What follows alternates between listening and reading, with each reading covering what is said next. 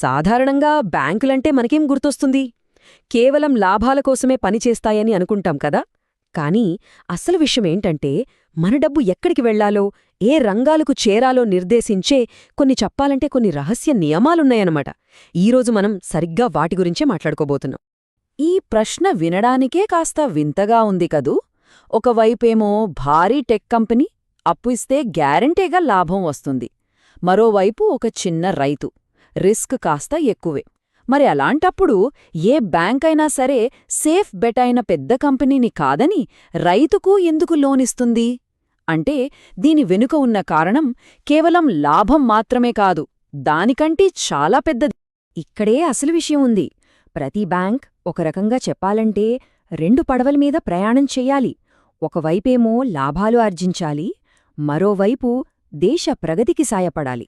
మరి ఈ రెండు లక్ష్యాల మధ్య బ్యాంకులు ఎలా బ్యాలెన్స్ చేసుకుంటాయో ఇప్పుడు చూద్దాం. ఒకసారి చూడండి, ఒక బ్యాంక్ పాయింట్ ఆఫ్ వ్యూలో ఆలోచిస్తే వాళ్ల లక్ష్యమేంటి? లాభాలను పెంచుకోవడం.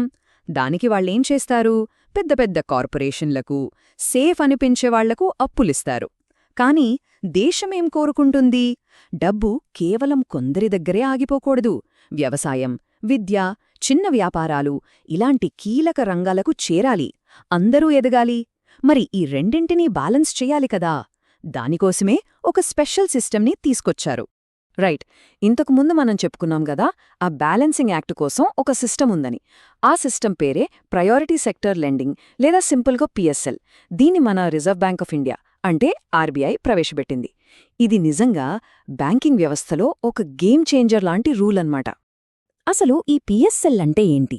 సింపుల్గా చెప్పాలంటే ఇది ఆర్బీఐ బ్యాంకులకిచ్చే ఒక స్ట్రిక్ట్ ఆర్డర్. హే బ్యాంక్స్, మీరు కేవలం లాభం గురించే కాదు, దేశానికి చాలా ముఖ్యమైన కొన్ని రంగాలున్నాయి, వాటికి కూడా మీరు ఖచ్చితంగా రుణాలివ్వాలి అని చెప్పడమన్నమాట. అంటే బ్యాంకులు తమ దగ్గరున్న డబ్బులో కొంత భాగాన్ని ఖచ్చితంగా ఈ రంగాలకే కేటాయించాలి. దీనివల్ల డబ్బు అవసరమైన చోటుకు చేరుతుంది. మరి ఈ ప్రయారిటీ సెక్టార్స్ ఏవి? దేశానికి అత్యంత కీలకమైన ఆ రంగాలేంటో చూద్దాం. ఫస్ట్ ఆఫ్ ఆల్ వ్యవసాయం, మన దేశానికి వెన్నెముక. తరువాత సూక్ష్మ, చిన్న మరియు మధ్య తరహా పరిశ్రమలు అంటే ఎంఎస్ఎంఈలు, లక్షలాది మందికి ఉద్యోగాలిచ్చేవి ఇవే. అలాగే విద్య, గృహ నిర్మాణం ప్రతి ఒక్కరికీ అవసరమైనవి. ఇంకా సోషల్ ఇన్ఫ్రాస్ట్రక్చర్ అంటే గ్రామాల్లో స్కూళ్ళు, హాస్పిటల్స్ కట్టడం. ఫైనల్గా పునరుత్పాదక ఇంధనం అంటే సోలార్ పవర్ లాంటివి. సో వీటన్నింటికీ లోన్లివ్వడం బ్యాంకులకు తప్పనిసరి. అయితే ఒక విషయం గుర్తుపెట్టుకోవాలి, ప్రపంచం మారుతున్నప్పుడు మన అవసరాలు, మన ఆర్థిక వ్యవస్థ కూడా మారుతోంది. పాత నియమాలే ఎప్పుడూ పనిచేయవు కదా. అందుకే ఇప్పుడు ఆర్బీఐ ఈ పిఎస్ఎల్ నియమాలని కొంచెం అప్డేట్ చేస్తోంది. అసలు ఈ మార్పులు ఎందుకు అవసరమయ్యాయో చూద్దాం. ఇది చాలా సింపుల్ లాజిక్. మన ఫోన్కి ఎప్పటికప్పుడు సాఫ్ట్వేర్ అప్డేట్స్ ఎలా వస్తాయో అలాగే ఆర్థిక వ్యవస్థకు కూడా అప్డేట్స్ అవసరం. ఎందుకంటే అది ఎప్పుడూ ఒకేలా ఉండదు, ఎదుగుతూ ఉంటుంది, కొత్త సవాళ్లు వస్తాయి. అందుకే ఆర్బీఐ ఇప్పుడు ఈ పిఎస్ఎల్ రూల్ బుక్కి ఒక మోడర్న్ ట్యూనప్ ఇస్తోందన్నమాట, సిస్టమ్ని స్మూత్గా రన్ చేయడానికి. సరే, ఈ కొత్త ట్యూనప్ అంటున్నారు కదా, మరి ఇందులో భాగంగా ఆర్బీఐ ఎలాంటి మార్పులు తీసుకొచ్చింది? ఒక్కో మార్పు వెనుక ఉన్న అసలు ఉద్దేశమేంటో ఇప్పుడు కొంచెం డీప్గా వెళ్ళి చూద్దాం. మొట్టమొదటి చాలా ముఖ్యమైన మార్పు పారదర్శకత. ఇంతకుముందు ఒక పెద్ద సమస్య ఉండేది. అదేంటంటే కొన్నిసార్లు ఒకే లోన్ని 2-3 బ్యాంకులు కూడా ఇది మా పిఎస్ఎల్ టార్గెట్లో భాగం అని చూపిచ్చేసేవి. దీన్ని డబుల్ కౌంటింగ్ అంటారు. దీన్ని ఆపడానికే ఈ కొత్త రూల్. ఇప్పుడెలా ఉంటుందంటే ఒక బ్యాంక్ పిఎస్ఎల్ లోనిస్తే దాన్ని ఒక బయటి ఆడిటర్ అంటే ఒక ఇండిపెండెంట్ పర్సన్ వచ్చి వెరిఫై చేయాలి. ఆ సర్టిఫికెట్ను ఆర్బీఐకి సబ్మిట్ చేయాలి. దీనివల్ల మోసాల్కి చెక్ పడుతుంది, అంతా క్లియర్గా ఉంటుంది. ఇక రెండో మార్పు కో-లెండింగ్ అంటే కలిసి రుణాలివ్వడం. పాత రూల్ ప్రకారం ఒక బ్యాంక్ కేవలం ఒక ఎన్బీఎఫ్సీతో అంటే నాన్ బ్యాంకింగ్ ఫైనాన్షియల్ కంపెనీతో మాత్రమే కలిసి లోన్ ఇవ్వగలిగేది. కాని ఇప్పుడు ఆ లిమిట్ని తీసేశారు. కొత్త రూల్ ఏంటంటే ఒక బ్యాంక్ మరో బ్యాంక్తో కూడా చేతులు కలపచ్చు, ఇద్దరూ కలిసి పెద్ద ప్రాజెక్టులకు రుణాలివ్వచ్చు. దీనివల్ల ఏమవుతుంది? పెద్ద పెద్ద ప్రాజెక్టులకు ఫండింగ్ ఈజీ అవుతుంది, రిస్క్ కూడా పంచుకోవచ్చు. ఇది కూడా చాలా ఇంట్రెస్టింగ్ మార్పు. ముఖ్యంగా స్మాల్ ఫైనాన్స్ బ్యాంకులు ఎస్ఎఫ్బీస్, అర్బన్ కోఆపరేటివ్ బ్యాంకులు యూసీబీస్ కోసం. అసలు ఈ బ్యాంకుల ప్రధాన పనే చిన్న చిన్న వ్యాపారులకు, తక్కువ ఆదాయ వర్గాల వాళ్లకు రుణాలివ్వడం. అంటే వాళ్లు చేసే బిజినెస్లో ఎక్కువ భాగం ఆల్రెడీ ప్రయారిటీ సెక్టారే, అయినా కూడా వాళ్ల మీద 75% టార్గెట్ పెట్టడం చాలా భారంగా ఉండేది. ఈ ప్రాక్టికల్ ప్రాబ్లంని గుర్తించిన ఆర్బీఐ ఆ టార్గెట్ను 75% నుంచి 60%కి తగ్గించింది. ఇది వాళ్లకు చాలా పెద్ద రిలీఫ్. ఇప్పుడు చూడబోయే మార్పు నేరుగా చిన్న చిన్న అప్పుల తీసుకునేవాళ్లకు చాలా హెల్ప్ అవుతుంది. ఒక చిన్న రైతు లేదా ఒక వీధి వ్యాపారి, వాళ్లకు ప్రతి రూపాయి విలువైందే. అలాంటి వాళ్లు 25,000 వరకు లోన్ తీసుకుంటే దానిమీద బ్యాంకులు ఇకపై ఎలాంటి ప్రాసెసింగ్ ఫీజులు వసూలు చేయకూడదు. Zero processing fee. ఇది వాళ్లకు ఎంతో పెద్ద ఊరట కదా. ఇది మన దేశంలో సహకార రంగానికి అంటే కోఆపరేటివ్స్కి ఒక పెద్ద బూస్ట్ అని చెప్పాలి.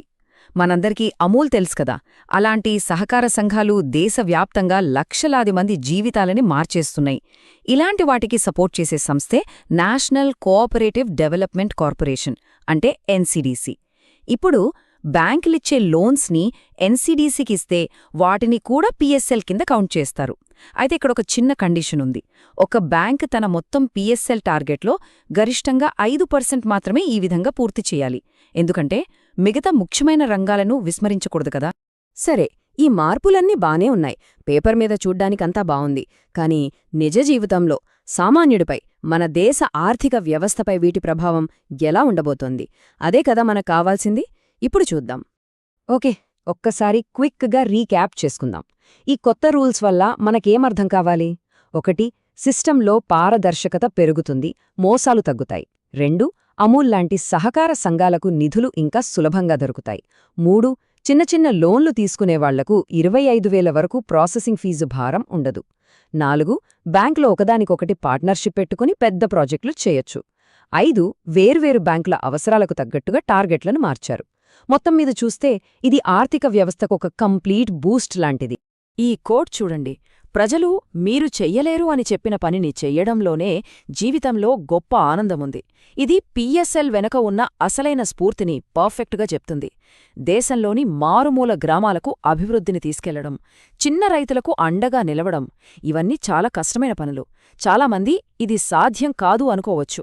కానీ అసాధ్యం అనుకున్న వాటిని సుసాధ్యం చేయడానికే కదా ఇలాంటి నియమాలు ఉండేది. సరే, ఈ చర్చను ముగించే ముందు ఒక్క ప్రశ్నతో ఈ విశ్లేషణను ముగిద్దాం.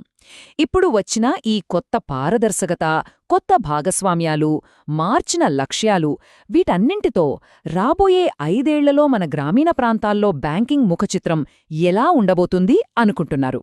ఒక్కసారి ఆలోచించండి. మరో ఆసక్తికరమైన అంశంతో మళ్ళీ కలుద్దాం.